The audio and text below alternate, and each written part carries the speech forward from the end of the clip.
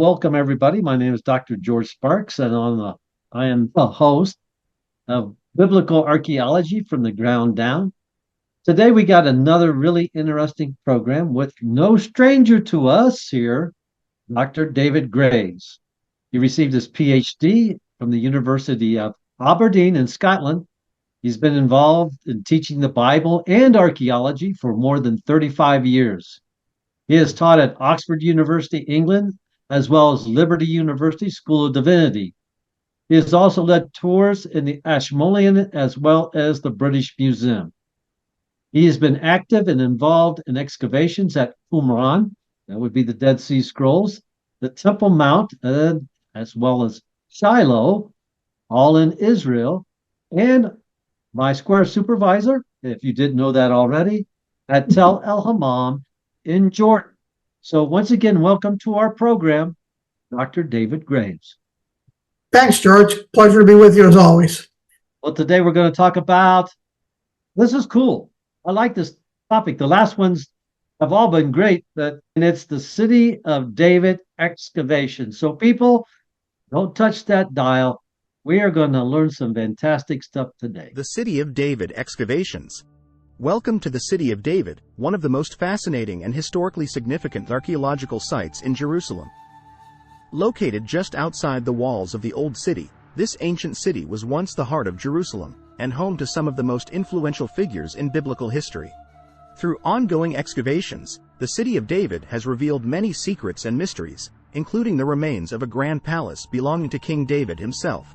In this video, we will take a closer look at some of the most exciting discoveries in the City of David, including the House of Achiel, the stone step structure identified with the biblical Millo, the large stone structure identified by Eilat Mazar in 2005 as the Palace of David, and the Ophel just outside the southern wall of the Temple Mount in Jerusalem. The site, located just south of the Temple Mount, is believed to be the original location of the ancient city of Jerusalem and has been the focus of numerous archaeological expeditions. In 1968, Israeli archaeologist Yigal Shiloh began excavations in this area and continues even today. The stepped stone structure or Millo is one of the earliest and most significant excavations at the City of David. It was conducted by Irish archaeologists Duncan and McAllister from 1923 to 1925. One of the most renowned of these excavations was led by British archaeologist Kathleen Kenyon, who extensively excavated the city between 1961 and 1967. Another important figure in the excavations of the City of Jerusalem is Israeli archaeologist Yigal Shiloh from the Hebrew University of Jerusalem. Between 1978 and 1985, Shiloh conducted an extensive project which included further excavation of the stepped stone structure also known as the Millo. In 2005, Israeli archaeologist Eilat Mazar uncovered the remains of the large stone structure on top of and slightly west of the stepped stone structure. Today, the stepped stone structure remains intact at its impressive height of 59 feet and can be seen at the City of David Archaeological Park. Next, we will be exploring the House of Achiel, a fascinating structure that offers a glimpse into the daily lives of the people who lived in this city thousands of years ago. The remains of a large four-room house, typically identified as Israelite architecture, dates back to the 8th century BC. The name is derived from two ostracon with the name of Ahiel located during the excavations. Also, the remains of a toilet were recovered. This is a significant find as it provides evidence of the daily hygiene practices of the people who lived here. Next on top of the Millo, above the House of Achiel, was a large stone structure that Eilat Mazar has identified as the Palace of King David. A trove of 51 bullae were discovered in 1982 by Professor Yigal Shiloh. 7 bullae from this hoard have parallel names mentioned in scripture from a paralleled time period included Neriah, Ishmael, Jozaniah, Maaseiah, Meshullam, Zakur, and Natham. The King Hezekiah bullah was discovered in 2009 during the Ophel excavations by Eilat Mazar. The small clay seal was found in a cache of 33 ancient bullae in a refuse dump that was adjacent to the royal building that stored food. Hezekiah, who reigned from 727 to 797 BC, would be known for his religious reforms and revival, rejecting the apostasy of his father Ahaz, according to 2 Kings chapter 18, the defense of Jerusalem against Sennacherib and the Assyrians. The Assyrian side of the conflict is described in the Sennacherib prisms discovered in Nineveh. All our books are listed on our website smyrnaean.blogspot.com and available on amazon.com. Well, we're going to jump right into it. We're going to be talking about the City of David excavations, and they've been going on for a long time in that area, and they keep finding more and more interesting things. So we're going to talk about 4 different particular areas today that I think are worthy of note. It's all based on my book on the archaeology of the Old Testament, where I have all the references for future reference for anyone that wants to look them up and do further study. So we're talking about an area that's just on the southern side of the Temple Mount in what we call the Ophel excavation. And then we have the palace, David's palace, just south of that, down in the area where you'll find the Milo. We'll talk about that in a moment, but that's the general area. The Ophel excavations of 2023 done by, I think it's the Armstrong Institute. They've been excavating there. There's their layout of the areas they've excavated just on the southern wall of the Temple Mount.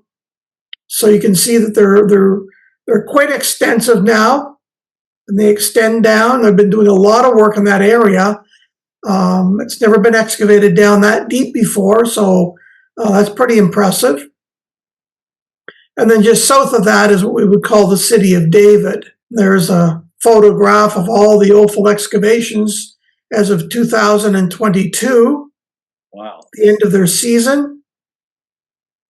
The mikvot, or a ceremonial bath. You can see that square boxed area. That's called a mikvot.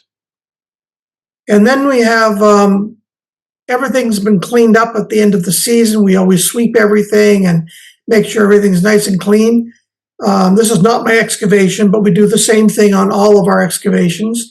To take photographs at the end of the season, we've excavated everything. Pull out all the weeds and everything grows in there between the seasons. So you get a good photograph and get a good representation of what it was originally. Here is a model in the Israel Museum where you can see the area that we're talking about. This is the City of David, that walled area with the towers. It was much smaller than what we think of today with Jerusalem. But you can see the different areas there, the Milo. You can see the different valleys, the House of a Heel, we'll talk about that. It's right along the Kidron Valley and the Gihon Spring. Now, it's been excavated by Duncan and McAllister, the 2 Irish archaeologists, 1923 to 1925. And then Kathleen Kenyon did quite a bit of work from 61 to 67. A scholar by the name of Kay Pragg is republishing her work that she did in Jerusalem. A number of volumes have come out. I think she's still working on some. Yigal Shiloh, he worked there from 78 to 87, to his death almost. He did a lot of work in this region. Eilat Mazar, she did a lot of work from 2005 to 2021 up to her death. She died in 2021. She's the same age as I am, actually, born the same year, born in 56. And she comes from a family of archaeologists. Her grandfather was a renowned archaeologist, and he did a lot of work in the region. And it's interesting, the conversation that went on between grandfather and granddaughter. And she wrote an article explaining her conversations and how she did everything and how she came to actually excavate that area and theorized that this was the location of David's palace. And she published it in 2006 in the Biblical Archaeology Review magazine. There's the link below that you can look up the article and read it, because it's quite fascinating how she went about using the Bible and theorizing what they found before and sort of X marks the spot. She went there and she dug, and sure enough, I believe she found David's palace. Here's a nice shot we have from the Maiden project with the Milo, the House of a Heel, and then on the top of the Milo, you have the King David's Palace area that this photograph doesn't show it excavated, but Eilat Mazar, she excavated that area on top and found significant structures fit for a king, we might say. And sure enough, she dug there, and there she found it. And it shows that Milo was probably a retaining structure that was used to support the foundations of King David's palace. Here's my photograph of it from 2009. Straight on, you can see the different areas identified. They have put a observation area and visitor center over top of King David's palace. That helps preserve the stones and the mud brick from the weather and the elements. And then they can also do tours of the area. They've got it nicely fenced in with nice walkways so you can walk around the area. Now, the largest Iron Age structure in Israel is the House of a Heel. Now, it's interesting because it's a typical Israelite-style home with 4 rooms. The 4-room house is what we usually identify as the Israelite-style housing. It's in Area G, the city of David.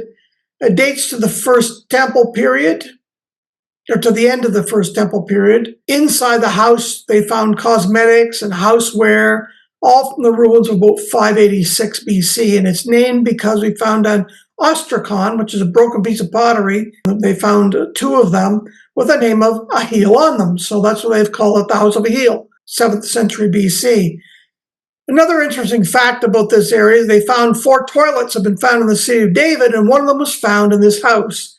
So it had a toilet, a bathroom, with running water type of thing. So quite sophisticated, not like maybe your average peasant house. It was sort of upper class. And there's a close-up of the house with the pillars on the inside, 4-room house from a different angle. Here's a remodeling of it that the Maiden Project has done. Here's the Milo, or the stone structure that we have on the slope. Here I am in 2009 with some of our students behind us. So I'm walking up, and you can see it behind me there to give you an idea of perspective. Another good shot. It was built by the Jebusites, expanded by Solomon, and then it was repaired by Hezekiah. So it was there for a long time. You see where the house is there, and just at the base of it. And then at the base of that, down below that, they found another house, which is called the House of the Bullae. We'll talk about those in a second. 2005, here's a shot from the inside looking out. They cover the remains so they don't deteriorate with the weather. This is David's palace area.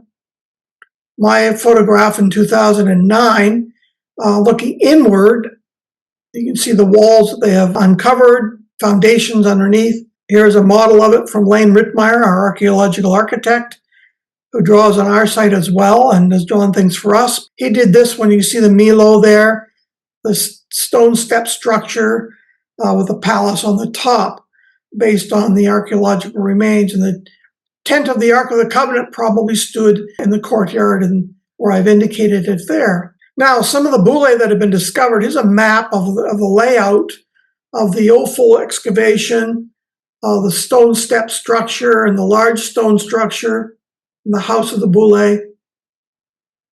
You can sort of see a layout of the different areas. And these are some of the bullae. These are stamps or seals that they use for documents that have been discovered. And they had significant names that are mentioned in the Bible, mentioned in Jeremiah and First Chronicles. So we know the names existed. They date from the time period. And Shiloh had 51 of these discovered in 1982. Perhaps the chamber where the scribes sat and worked from Jeremiah 36. 7 bullae mentioned in Scripture were paralleled, dating to the time period when the names are used. There's a lot of different names that were mentioned, but they have insufficient information on them to prove that they are the biblical people. But they likely are the biblical people. because their names are found on these seals that were used for official documents. But we don't have their ancestry going back very far. We have the son of Shiloh, the son of Pashur, the son of Hilkiah, the son of Shaphan. So they probably are, but we can't say with absolute certainty, but we can't, you can't get much closer than that, having the name of the person mentioned in the Bible and then the genealogy of the son of mentioned on them as well. These are likely the very ones that were used in biblical times, in the time of Jeremiah. Eilat Mazar found one that was really significant because it has the name of Hezekiah on it, belonging to Hezekiah, son of Ahaz, king of Judah. So this one pretty well nails it, that we know this one for sure. There's one that has been found, or two of them that have been found in the antiquities markets.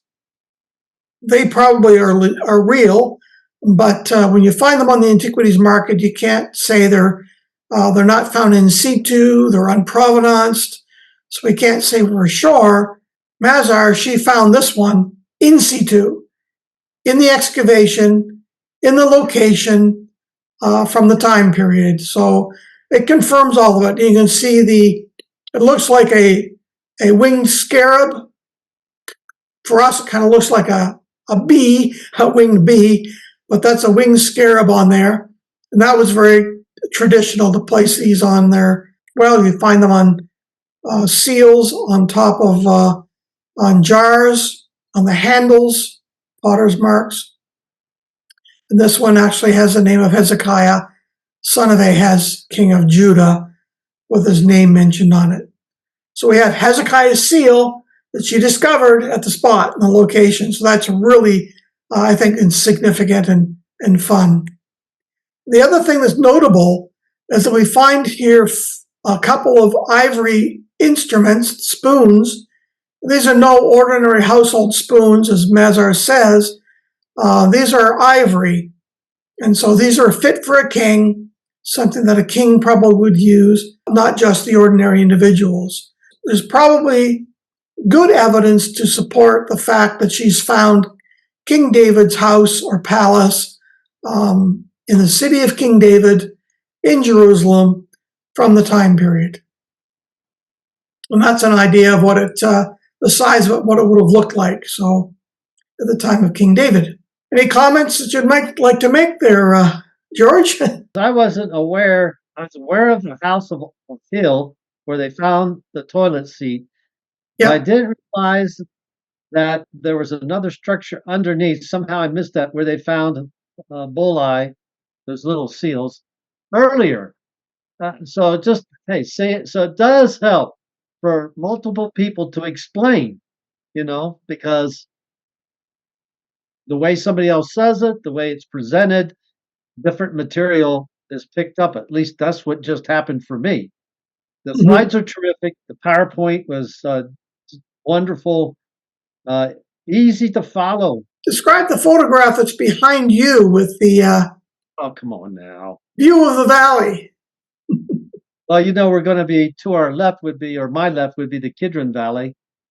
And we're looking at part, I believe they might call Area G. And then we got the stepstone structure, which you call the Mellow, not Milo, Mellow. And then we got the House of Hill. It's spelled different ways, and so I'm never sure how to pronounce that one exactly. But we find it in Scripture. So the Milo, we call it the stone step structure in archaeology, but the Bible mentions it as the Milo or Milo. So it goes by both names, just so people are not confused by that. I think it might be to your left, there's a little structure there. You can't see it, but we're really close to the entrance of the water tunnel. Yes. Are we not? Yes. So, the Gihon Spring is very, very close. So really, you got a lot going on there. And yes. Right up above, Eilat Mazar, in the excavation of King David's house. Is that called the Ophel? Ophel? The Ophel area? Um, no, the Ophel area is up above, so Okay. it's closer to the city wall, the southern wall of Jerusalem. That's called the Ophel area. That was being excavated. I showed the photograph of that. Recently, in 2023, they just finished up last year by the Armstrong Institute, have been excavating there. And they keep extending it and extending it. So that's all sort of connected together. Okay. It's very close, it's walkable, but it's all part of the city of David. And then, well, you asked me this, just a lot going on in that picture. Now, if we leave the house of a hill, and then the mellow and go to the top level where King David's house would have been around Mm-hmm. 1000 BC, Mm-hmm. that's where she found the bullae of Hezekiah in situ. Yes. But if we walk through the tunnel, let's say we were at the bottom level, we were looking at the mellow in a tour, we saw the house of a hill, and they told us all just like you did. And Yep. then we went to maybe the water tunnel. As we walked through the water tunnel, you can see where they chipped out the inscription, the Hezekiah inscription, or The the Siloam. Siloam Yeah. inscription, yeah. Okay, then let's say we leave that. Now we go up to the top, and that's where the house of David would be. We're at the top, and we're looking over the ruins, the excavation of King David, King David's house. Now, I was telling you, you said, well, that's a wonderful slide you have behind you, George. And I said, well, I chose it for a reason. Number one, I thought you would probably have the very same slide, maybe from a different angle, that you have right now. So I guessed that right. So I had to Yeah. choose something unique. And this is King David, he's looking over his balcony, so he's probably looking over the mellow, that'd be right underneath where he's standing, and he's Yeah. looking across the Kidron Valley, to the Silwan. Now, you know the rest of the story, don't you? Well, Well, you have Bathsheba's down there somewhere on a rooftop, so he's overlooking the valley, and he can see what's going on down below in the houses, and we get a sense of perspective of how he's up high, he's overlooking the valley, and he can see all of the houses and things that are down below him. And we see that in the archaeological remains, with the house of Halil and the house of the bullae down below him. when years ago, when is she Professor Mazar? Yeah. Okay. I just wondered when they were digging, uh, excavating that area of David's palace, if they happened to find a very ancient early form of binoculars. Yeah.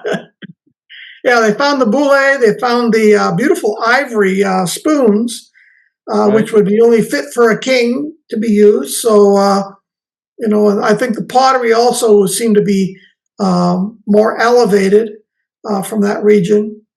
But it's difficult in the area to work because we have to realize that Jerusalem has developed as a modern city.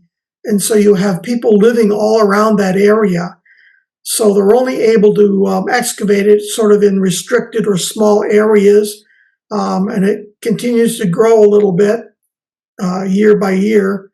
But it's amazing that we find what we do find with the limited real estate that we have to work with in the region. So Right. she's done an amazing job, and it continues on. Like I said, it's been going on. The first time it was sort of identified, I think to be honest, the Ophel was probably identified by Charles Wilson back in the 1800s when he came through and did his survey, but first excavated by Duncan and McAllister. Yeah, so we're I've going got back. more of, I'll have more about the archaeologist in my book on the history of biblical archaeology that'll be coming out, Lord willing, later this year. Right. And hopefully I can be involved in that through different means. But it's been actually a wonderful presentation. The slides, like I said, were beautiful, more than what I expected, easily understood. It makes me want to go back to Jerusalem and hang out there for a week just to examine and oh, I know what. I'm going to change the subject. I don't know if you can go back in your slides. Can you go backwards in your slides? Yeah, I can. That's Dr. Graves, the gentleman with the big beard right now.